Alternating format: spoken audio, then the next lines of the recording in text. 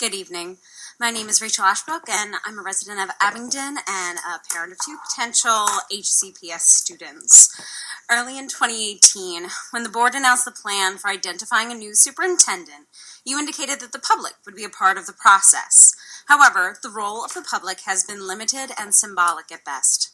The public meeting, held at the beginning of the search process, only asked for the community to share what they would like to see in a potential superintendent. Now, as we get close to the indicated time of a final candidate being selected, the board is making that decision in secret with brief updates like we were given tonight. This is a critical moment to receive feedback and specific feedback from community members and HCPS stakeholders, and it feels like we're being excluded. The people sitting before me are, I think excluding one individual, are not guaranteed a spot before the community after the next appointment and election season. However, the community and HCPS stakeholders will be here. So we should be the ones making this decision and giving feedback on the finalists for this important leadership position. 4 days ago, the Cecil Daily reported the 3 finalists who are being considered for the Cecil County Superintendent. The Cecil County Board of Education intentionally provided that information to this news outlet. Shh, kiddos.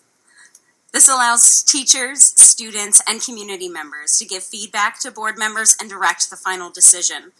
I have spoken multiple times before this board about concerns over a lack of transparency. This instance is especially important concerning this very important decision and the magnitude of how it might change Harford County Public Schools. I can show, and you can show, that you trust the community and are invested in our future by inviting us to have a more active role in the process. When the finalists are chosen, publish an article in the Aegis asking for feedback. We could tell you that we want a superintendent with integrity who has experience with diverse communities, a superintendent who will champion hiring a staff that reflects the variety of faces in our student population, a superintendent who will put students' needs and honor teacher contracts above other concerns and can create a budget that will do both. However, these generalities are not sufficient. Give myself and the community the opportunity to give you specifics and wonderful entertainment like this.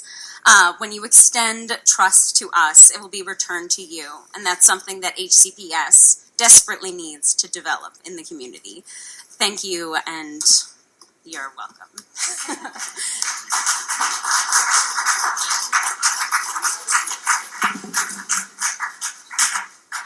As we move on in this search, we will be making announcements and a system of that the public can be involved.